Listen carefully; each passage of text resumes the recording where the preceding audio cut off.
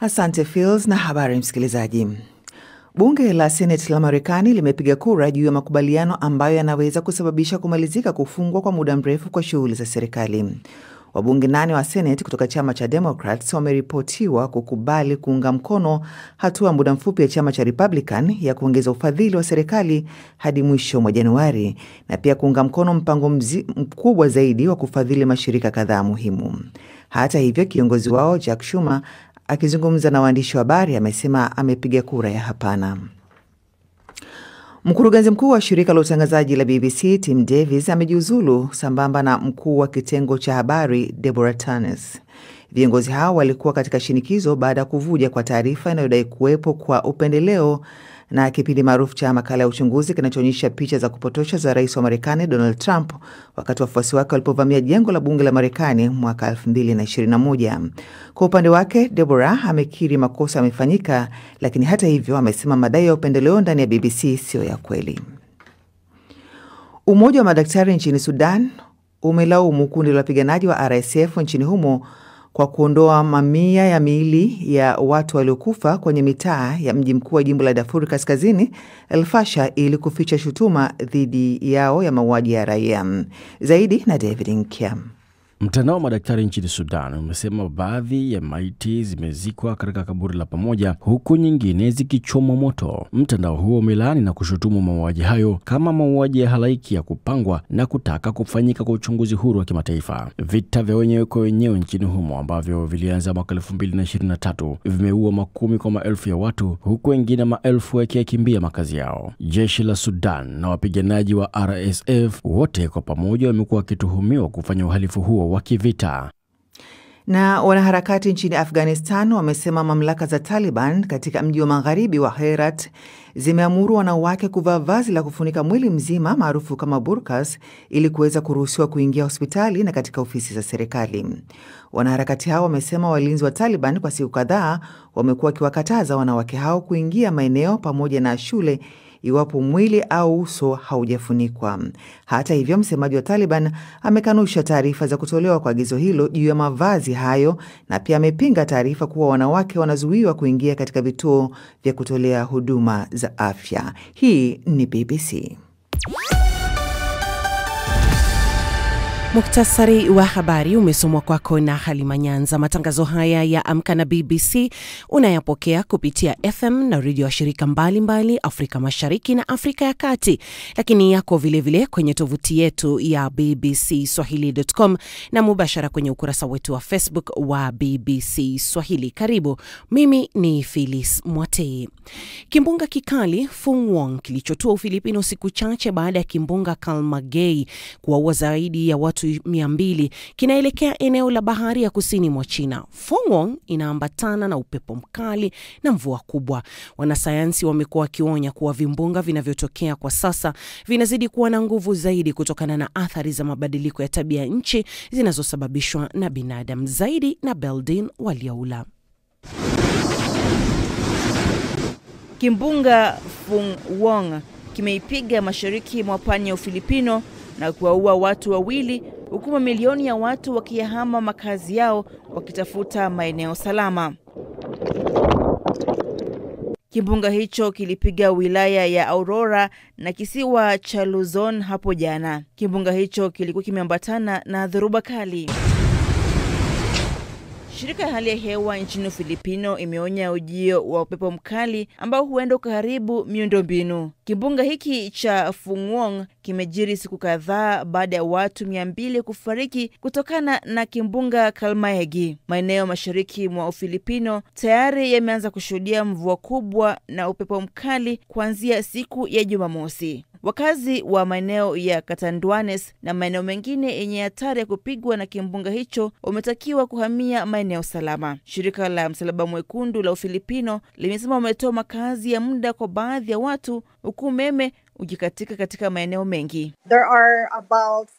Kuna zaidi ya watu 14,000 ambao wamehamia sehemu salama tofauti. Pia tumeweza kuwapa chakula. Kwa sasa tunatumia jenereta kupata mwangaza, kwa sababu maeneo mengi kufikia sasa hayana umeme. Kimbunga Fungwong kilitarajiwa kupunguza makali yake kabla ya kufika pwani ya Ufilipino, ila hali ya hewa imekuwa tofauti. Shughuli za uokoaji zimesitishwa kwa muda, huku mafuriko yakitarajiwa hadi mji mkuu wa Manila. Kufikia sasa takriban watu 100 hawajulikani waliko baada ya kimbunga Kalmaegi kupiga maeneo mengi ya Ufilipino na kuwaua watu 5 nchini Vietnam. Rais wa Marekani Donald Trump amekaribisha kujiuzulu kwa mkurugenzi mkuu wa BBC na mkuu wa idara ya habari kufuatia madai kwamba watazamaji walipotoshwa na uhariri wa hotuba ya rais huyo. Tim Davie na Deborah Tanis wamejiuzulu baada ya waraka wa ndani uliovuja kukosoa makala ya BBC ya Panorama. Walikuwa katika shinikizo baada ya kuvuja kwa taarifa hiyo inayodai kuwepo kwa upendeleo kwa makala hayo ya uchunguzi kuonyesha picha za kupotosha za rais huyo wa Marekani wakati wafuasi wake walipovamia jengo la bunge la Marekani mwaka 2021. Zaidi na Halima Nyanza. Tim Davis na Deborah Tanis wamejiuzulu baada ya kuvuja kwa taarifa ya ndani iliyokosoa makala ya uchunguzi ya BBC kwa kuhariri sehemu 2 za hotuba na kuziunganisha pamoja kiasi cha kuonekana kuwa Rais Trump anahimiza waziwazi ghasia katika jengo hilo la bunge. Taarifa hiyo ya ndani pia ilikosoa taarifa nyingine za matukio ya habari yaliyoandaliwa. Msemaji wa ikulu ya Marekani Caroline Leavitt ameandika katika ukurasa wake wa Twitter kwamba kujiuzulu kwa viongozi hao kunafuatia ukosoaji wake kwa BBC kwa kile alichodai kwamba habari zake 100% ni za uongo. Nalo baraza la Wayahudi nchini Uingereza limearifu kuwa jamii yao nchini humo imekosa imani na BBC kutokana na habari zake ilizotoa katika kipindi cha miaka 2 iliyopita katika eneo la Mashariki ya Kati kwa kile ilichoita mabadiliko makubwa ya utamaduni ndani ya shirika. Tim Davis amekiri kwamba makosa yamefanyika, lakini kwa upande wa mkuu wa kitengo cha habari Deborah Tanis amekanusha madai ya mfumo wa upendeleo ndani ya BBC. Akizungumzia kujiuzulu kwa Tim Davis, waziri anayeshughulika na masuala ya utamaduni wa Uingereza Liza Nand amemshukuru Tim Davis kwa kuiongoza BBC katika kipindi cha mabadiliko makubwa na kusisitiza umuhimu wa habari za kuaminika katika kuimarisha demokrasia. Kwa upande wake, kiongozi mkuu wa upinzani nchini Uingereza Kemi Badenoch amesema madai ya upendeleo kwenye mfumo wa taasisi hayawezi kuondolewa kwa kujiuzulu watu wawili tu. Tim Davis ambaye ameiongoza BBC kwa miaka 5 amesema ataendelea kubaki katika wadhifa huo kwa muda ili kuruhusu mchakato katika kipindi cha mpito kupatikana kwa mkurugenzi mkuu mpya.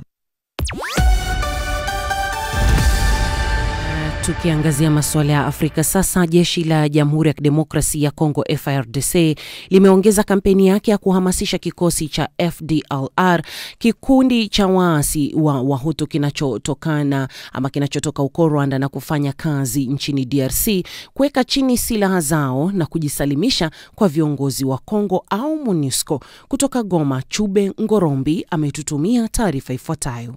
Katika mkoa wa Kivu Kaskazini wilayani Walikale, polisi na vikosi vya jeshi la Jamhuri ya Kidemokrasia ya Kongo vinatumia vifaa mbalimbali ili kujaribu kuwashawishi waasi kujisalimisha. Matangazo ya redio na matone ya kipeperushi na helikopta pia hufanywa. Kampeni hii pia inafanyika Pinga, karibu na mpaka wa Masisi ambapo vikundi fulani vya FDLR viko. Sylvain Kenge ni msemaji wa jeshi la Kongo FARDC. Vikosi vyenye silaha vya DRC vinatoa wito kwa FDLR kuweka chini silaha zao na kujisalimisha kwa mamlaka ya Kongo au kwa MONUSCO ili kurudishwa katika nchi yao ya asili, Rwanda. Vikosi vyenye silaha vya Jamhuri ya Kidemokrasia ya Kongo vinatoa wito kwa idadi ya watu wanaowasiliana na FDLR kujitenga na waasi hawa wa Rwanda. Upokonye silaha waasi wa FDLR ni mojawapo ya mambo kuu ya kutokubaliana kati ya DRC na Rwanda, na hufanya jambo muhimu la makubaliano ya amani yaliyosainiwa kati ya nchi hizo mbili huko Washington. Walakini FDLR bado haijajibu mpango huu wa amani ambao umepelekea watetezi wa haki za binadamu nchini Kongo kuwa na wasiwasi dhidi ya mpango wa kuhamasisha FDLR kuweka chini silaha. Deliko Nyamwami ni mtetezi wa haki za binadamu kutoka Sidope, mashariki mwa Kongo. Antidope ingeweza unga mkono mwito wa FRDC kusema kama FDLR iwezi katia silaha chini, na wanakuwa kama wanasahau historia ya Kongo. Hiyo siku zote ya utawala wa Rais Kabila waliweza wakatawala est ya RDC, hawakuweza kumaliza FDLR kuweza kuzifikisha Rwanda. Wakati huo wawakilishi kutoka Jamhuri ya Kidemokrasia ya Kongo na Rwanda walianzisha mfumo wa ushirikiano wa uchumi wa mkoa chini ya usimamizi wa maafisa wa Marekani wakati wa mkutano wa 4 wa kamati ya ufuatiliaji wa pamoja ya mkataba ya amani Ijumaa. Kamati ilionyesha wasiwasi juu ya maendeleo polepole katika kutekeleza mkataba wa amani wa Washington na kuwasihi wahusika kurudisha juhudi zao. Na sasa nampisha mwenzangu David Nkia. Devi, karibu. Sijui umevalia jezi nambari gani mgongoni, lakini karibu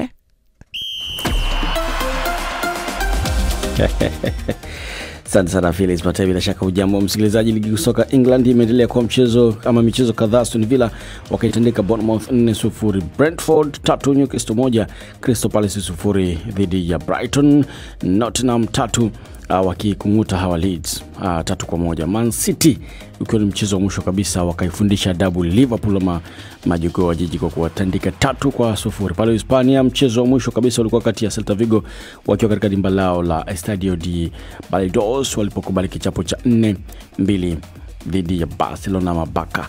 Kwenye tennis mkali Carlos Alcaraz amesema ameingia finali za ATP kwa motisha, huku akisonga hatua karibu na nafasi ya kwanza duniani baada ya kupata ushindi dhidi ya Alexei de Minaur. Mhispania huyo mwenye miaka 22 ameshinda seti 7-6, 7-5, 6-2 ndani ya saa 1 dakika 40 mjini Turin nchini Italia. Alcaraz amecheza mechi yake 3 kwenye mashindano ya kumalizia msimu, lakini hajawahi kufikia finali hapo awali.